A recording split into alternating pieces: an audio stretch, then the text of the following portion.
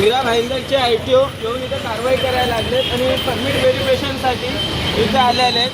तर जेव्हा यांच्याकडे परमिट स्वतःकडे आहे, अधिकारी आहे, जेव्हा परमिट देता, बॅच देता, लायसन देता, तेव्हा तुम्ही काय चेक करून देता?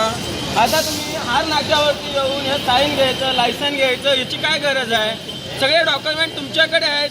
तुम्ही तिथनं कॉल करा, त्यांना बोलवा, जे नाही त्यांची गाडी ब्लॉक करा. हे सगळ्या रिक्षावाल्यांना त्रास का?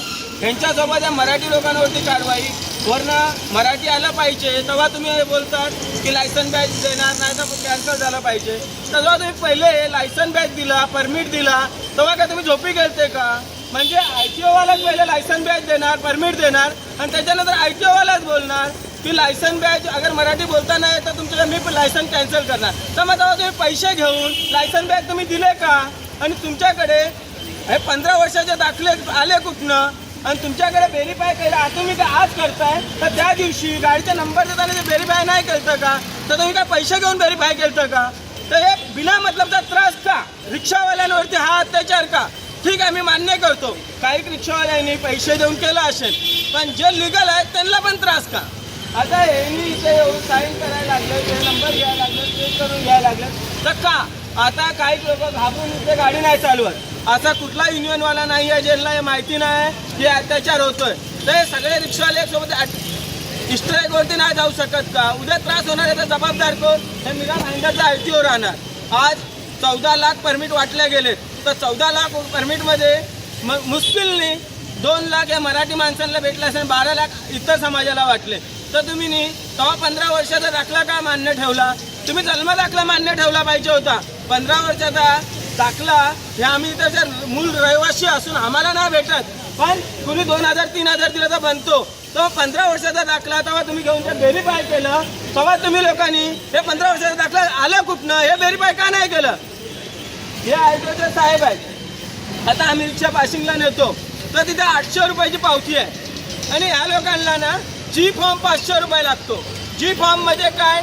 जे गाड्यांचे चेक करतात, व्हेरीफाय करतात, काय यांना पगार नाही भेटत का? G फॉर्म म्हणजे काय? मी एका ITOवाल्याला विचारलं एजंटला की बोललो दादा गाडी पासिंगचे पैसे किती लागणार? तर म्हणे 1800 रुपये लागणार. 1800 रुपये काय लागणार? म्हणजे G फॉर्मचे पण पैसे लागणार. काय ते G फॉर्म काय असतो तुम्हाला माहिती नाही? G फॉर्म गाडी पासिंगचे पैसे किती लागतात रिक्षाचे? 800 रुपये फी आहे. मग हे एजंट लोक 1800 रुपये का घेतात? 2500 रुपये. आप इधर आइए जरा, क्या नाम है आपका सर? संतोष पाल. कितना ले रहे हैं रिक्शा पासिंग का? अब 800 रुपये फी है और 2500 रुपये ले रहे, तो रिक्शा वाले पे अत्याचार नहीं हो रहा है क्या? और ऊपर से ये अत्याचार इन लोग ही कर रहे हैं. और मैंने एक एजेंट को पूछा था तो बोले गणेश भाई 500 रुपये G फॉर्म देते हैं हम. तो G फॉर्म किस बात का लेते हो तुम? हाँ, अगर यही करप्शन भी करे ITO और हर्जाना भी भरे रिक्शे वाला, अब ये परमिट इन्होंने पहले दिया था तो वेरीफाई नहीं किया था क्या? इनका राइट क्या बनता है? हमने वेरीफाई पहले किया तब तुम्हारे गाड़ी का नंबर निकला ना. हाँ, और आज आके इधर त्रास दे रहे हो रिक्शे वाले को. सर ये दोनों पर रिक्शे वाले काम निकल का? चेकिंग कसली चालू आहे? तुमच्याकडे पेपर नाही का? डॉक्युमेंट नाही का? इथे चेकिंग करायची काय गरज आहे? ऑफिस ऑर्डर काय तुमच्याकडे डॉक्युमेंट नाहीत का? ऑफिसमध्ये यायचं. कुठल्या ऑफिसला यायचं सर? तुमच्या घोडबंदर ऑफिसला सर बोलले यायचं. उद्या आम्ही आमची टीम घेऊन घोडबंदर ऑफिसला जाणार आणि तिथे साहेबांशी भेटणार. सर काय नाव आपलं? साईनाथ मोठ्या साहेबांचं ऑफिसवर भेटायचं. किती वाजता भेटेल आपल्या सर तिथे? जे आपल्या ह्या गोष्टींचा जबाबदारी सर सर किती वाजता भेटेल आपल्याला? नंतर कधी पण भेटतं. तर उद्या आपण 2 वाजता ITOला जाणार आणि तिथे हे माहिती घेणार. आज हे बिना मतलबच्या रिक्षावाल्यांना जे त्रास होतो, तिकडे लाईनीने रिक्षावाले लागलेत, अर्धे रिक्षावाले पळून चाललेत. आता हे ITOमुळे तुमच्या स्टेशनवरती गर्दी असते, पॅसेंजर नाही भेटणार, याचा जबाबदार कोण? आज हे 2 जणांचे भांडणं, प्रताप सरनाईकजी आणि नरेंद्र मेहताजी, त्याच्यामध्ये रिक्षावाल्यांना त्रास आहे. आणखीन काही नाही. हे 4 दिनचे जुमले आहेत बिगर डॉक्युमेंटचे. ह्यांनी परमिट दिले हे स्वतः सिद्ध करतात आणि हे बिगर डॉक्युमेंटचे परमिट देणार हे आणि चेक पण करणार हे का, ह्याच्यावरती CBI जांच झाली पाहिजे. ज्या ज्या अधिकाऱ्यांनी हे जे डॉक्युमेंट चुकीचे दिलेत त्यांचे नोकरी रद्द झाली पाहिजे आणि असं दुबारा नाही झालं पाहिजे. याच्यावरती CBI जांच ठेवा ना तुम्हीच देता डॉक्युमेंट, आम्हाला परमिट तुम्हीच देता, तुम्हीच कोण चेक करणार आहे. जसं का चोरी मी केली आणि मीच जे आहे अधिकाऱ्याला मागतो पेपर, ते चुकीचं आहे ना. आज तुम्ही इथं मीरा भाईंदरमध्ये चेक करता, आज मीरा रोडमध्ये चेक करता, तर तुम्ही डॉक्युमेंट दिलते नाही का. आणि डॉक्युमेंट दिलते नाही तर तुमच्याकडे लायसन बॅग आला कुठनं, आणि डॉक्युमेंट घेऊनच तुम्ही दिले ना आम्हाला लायसन बॅग. काय ना करायला लागतं ॲक्च्युली हे काय सरकारने काय परमिट चेकिंग चालू आहे. बोल हां बोला. सांगितलं परमिट चेकिंग करायची, ओके नो प्रॉब्लेम, मी हल्ले जबाब दिला. पण माननीय प्रधानमंत्र्यांनी काय सांगितलं परमिट चेकिंग करायचं, तर तुम्हाला विचारतो ना मी, तुम्ही त्यांच्याकडे जबाब घेऊनच आले. त्यांचा म्हणजे कुठेतरी धांदली झाली, कुठेतरी धांदली झाली. आम्हाला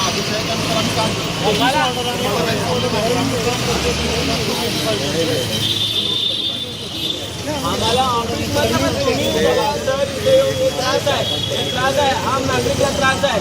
तुमच्याकडे सगळे डॉक्युमेंट आहेत, तुमच्याकडे हा परमिट होल्डरचे नंबर आहेत, तुम्ही कॉल करून बोला, तुमच्या ऑफिसवरती बोलवा ना त्यांना. ते रोडवरती कशाला बिना मतलब ते थांबली. तुम्ही काय बोलले, परमिटचा मुद्दा आहे, मेन मुद्दा परमिटचा आहे, मेन मुद्दा परमिटचा आहे. आता हे डॉक्युमेंट नाही दिले मला माहिती आहे. हां, आणि हे बिना मतलब त्रास नाही, गरीब रिक्षावाल्याला नका देऊ. हे जे लायसन आपण दिलं आहे ना, RTOने दिला. 1 मिनिट, आज लायसन कोण देतो आपल्याला, RTO देतो. 1 मिनिट बोला.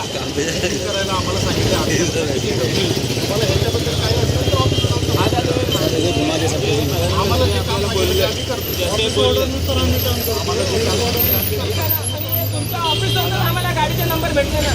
अरे तुम आगे घूम रहा है, देख तेरा भी देना. नहीं मेरे मोबाईल में नहीं. मला आदेश मिळाला, आदेशाचं पालन करा. पण चुकीचं आदेशाचं पालन करताय ना साहेब.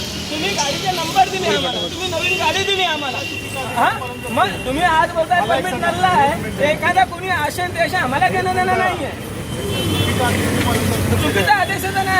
आज हे जो आपला परमिट आहे, तुम्हाला इथं काय करायचं, काय करणं अपेक्षित आहे तुम्हाला काय करायचं. माझ्या माहिती हे दंगा काय करायचा, तुमच्याशी दंगा करायची का. मी पत्रकार आहे, मान्य मला. मी पत्रकार आहे. मी आज आम नागरिकला जे त्रास होतोय ना, 25,000ची फाईन, याचा त्रास आहे ते कुठलं फाईन, आज एकाला काश्मीरला 25,000 फाईन मारला. कशासाठी फाईन भेटला होता, कशासाठी भेटला होता म्हणे की आम्ही आता अधिकारी आहे, आम्ही कशाची फाईन देऊ शकतो का. कशाची नाही देऊ शकत. काहीतरी संपला असेल मग 20,000चा फाईन. आज सरकारने काय हा बोला ना तुम्ही बोला, तुमचे सरपंच बोलतात बनाने दो. ये तो वो साइड से बना ना, एक ही एंगल में दो उस साइड जा. पण जरा काय आहे ना, हे गरीब लोक आहेत, रिक्षावाल्यांकडे बघा. तुम्हाला आदेश आम्ही मान्य केलं, तुम्ही पण बांधलेले आहेत, हे नाही. पण जे आदेश आहे ना, ऐका सर, आज मानतो, मी पण मानतो. मी आज इथंचा मूळ रहिवासी आहे. माझ्या मुलाच्या दाखल्यासाठी गेलो ना, तर मला डायरेक्टली दाखले नाही भेटत, एजंट थ्रू दाखले भेटतात. तर का भेटतात रिजन काय, करप्शन. रिजन हे करप्शन. आता सरांनी बोलला 800 रुपये पावती आहे गाडी पासिंगची, आणि आता 2500 रुपये घेतात म्हणून ते स्वतः रिक्षावाल्याने बोललं पासिंगचे. कशाला 2500 रुपये लागतात.